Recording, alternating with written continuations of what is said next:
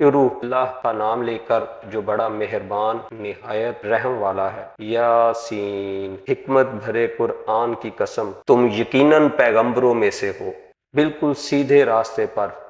یہ قرآن اس ذات کی طرف سے اتارا جا رہا ہے جس کا اقتدار بھی کامل ہے، جس کی رحمت بھی کامل، تاکہ تم ان لوگوں کو خبردار کرو جن کے باپ داداؤں کو پہلے خبردار نہیں کیا گیا تھا، اس لیے وہ غفلت میں پڑے ہوئے ہیں۔ حقیقت یہ ہے کہ ان میں سے اکثر لوگوں کے بارے میں بات پوری ہو چکی ہے، اس لیے وہ ایمان نہیں لاتے۔ ہم نے ان کے گلوں میں توق ڈال رکھے ہیں جو ٹھوڑیوں تک پہنچے ہوئے ہیں، اور اس وجہ سے ان کے سر اوپر کو اٹھے رہ گئے ہیں، اور ہم نے ایک آڑ ان کے آگے کھڑی کر دی ہے اور ایک آڑ ان کے پیچھے کھڑی کر دی ہے، اور اس طرح انہیں ہر طرف سے ڈھانپ لیا ہے، جس کے نتیجے میں انہیں کچھ سجھائی نہیں دیتا، اور ان کے لیے دونوں باتیں برابر ہیں، چاہے تم انہیں خبردار کرو یا خبردار نہ کرو، وہ ایمان نہیں لائیں گے۔ تم تو صرف ایسے شخص کو خبردار کر سکتے ہو جو نصیحت پر چلے اور خدائے رحمان کو دیکھے بغیر اس سے ڈرے، چنانچہ ایسے شخص کو تم مغفرت اور باعزت اجر کی خوشخبری سنا دو۔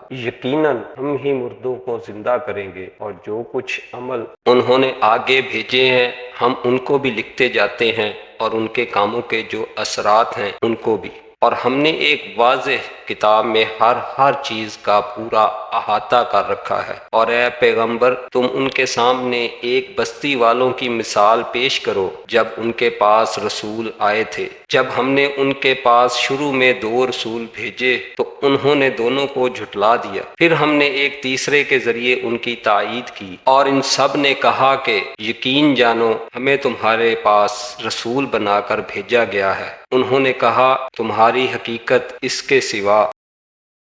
کچھ بھی نہیں کہ تم ہم جیسے ہی آدمی ہو، اور خدائے رحمان نے کوئی چیز نازل نہیں کی ہے، اور تم سراسر جھوٹ بول رہے ہو۔ ان رسولوں نے کہا ہمارا پروردگار خوب جانتا ہے کہ ہمیں واقعی تمہارے پاس رسول بنا کر بھیجا گیا ہے، اور ہماری ذمہ داری اس سے زیادہ نہیں ہے کہ صاف صاف پیغام پہنچا دیں۔ بستی والوں نے کہا ہم نے تو تمہارے اندر نحوست محسوس کی ہے، یقین جانو اگر تم باز نہ آئے تو ہم تم پر پتھر برسائیں گے، اور ہمارے ہاتھوں تمہیں بڑی دردناک سزا ملے گی۔ رسولوں نے کہا تمہاری نحوست خود تمہارے ساتھ لگی ہوئی ہے، کیا یہ باتیں اس لیے کر رہے ہو کہ تمہیں نصیحت کی بات پہنچائی گئی ہے؟ اصل بات یہ ہے کہ تم خود حد سے گزرے ہوئے لوگ ہو۔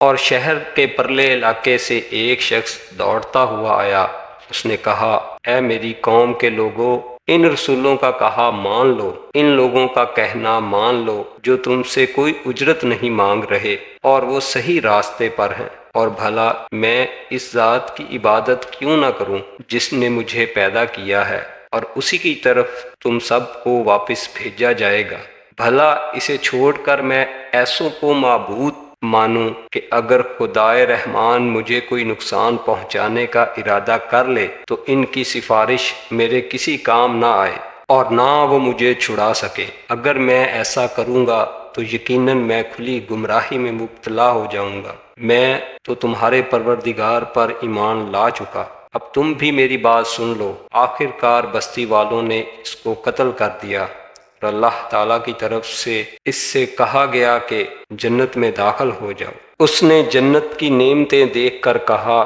کاش میری قوم کو معلوم ہو جائے کہ اللہ نے کس طرح میری بخشش کی ہے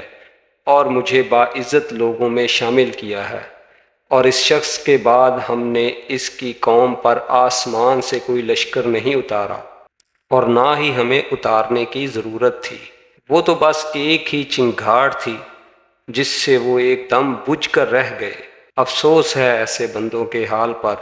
ان کے پاس کوئی رسول ایسا نہیں آیا جس کا وہ مذاق نہ اڑاتے ہوں۔ کیا انہوں نے نہیں دیکھا کہ ان سے پہلے ہم کتنی قوموں کو اس طرح ہلاک کر چکے ہیں کہ وہ ان کے پاس لوٹ کر نہیں آتے، اور یہ جتنے لوگ ہیں ان سبھی کو اکٹھا کر کے ہمارے سامنے حاضر کیا جائے گا۔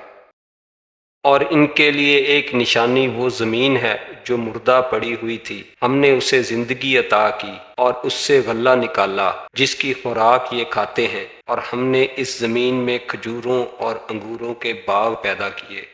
اور ایسا انتظام کیا کہ اس میں سے پانی کے چشمے پھوٹ نکلے تاکہ یہ اس کی پیداوار میں سے کھائیں، حالانکہ اس کو ان کے ہاتھوں نے نہیں بنایا تھا۔ کیا پھر بھی یہ شکر نہیں کریں گے؟ پاک ہے وہ ذات جس نے ہر چیز کے جوڑے جوڑے پیدا کیے ہیں، اس پیداوار کے بھی جو زمین اگاتی ہے اور خود انسانوں کے بھی، اور ان چیزوں کے بھی جنہیں یہ لوگ ابھی تک جانتے تک نہیں ہیں۔ اور ان کے لیے ایک اور نشانی رات ہے، ہم اس پر سے دن کا چھلکا اتار لیتے ہیں تو وہ یکا یک اندھیرے میں رہ جاتے ہیں،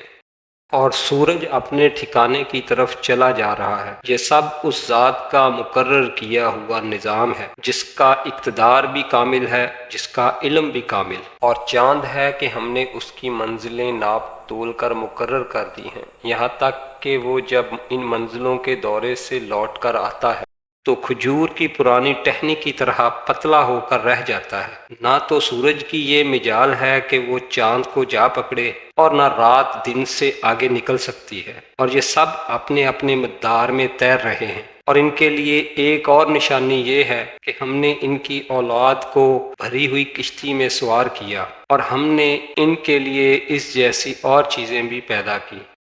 جن پر یہ سواری کرتے ہیں، اور اگر ہم چاہیں تو انہیں غرق کر ڈالیں، جس کے بعد نہ تو کوئی ان کی فریاد کو پہنچے اور نہ ان کی جان بچائی جا سکے۔ لیکن یہ سب ہماری طرف سے ایک رحمت ہے اور ایک معین وقت تک زندگی کا مزہ اٹھانے کا موقع ہے جو انہیں دیا جا رہا ہے۔ اور جب ان سے کہا جاتا ہے کہ بچو اس عذاب سے جو تمہارے سامنے ہے اور جو تمہارے مرنے کے بعد آئے گا تاکہ تم پر رحم کیا جائے، تو وہ ذرا کان نہیں دھرتے، اور ان کے پروردگار کی نشانیوں میں سے کوئی نشانی ایسی نہیں آتی جس سے وہ منہ نہ موڑ لیتے ہوں۔ اور جب ان سے کہا جاتا ہے کہ اللہ نے تمہیں جو رزق دیا ہے اس میں سے غریبوں پر بھی خرچ کرو، تو یہ کافر لوگ کہتے ہیں کہ کیا ہم ان لوگوں کو کھانا کھلائیں جنہیں اگر اللہ چاہتا تو خود کھلا دیتا۔ مسلمانوں، تمہاری حقیقت اس کے سوا کچھ بھی نہیں کہ تم کھلی گمراہی میں پڑے ہوئے، اور کہتے ہیں کہ یہ قیامت کا وعدہ کب پورا ہوگا۔ مسلمانوں،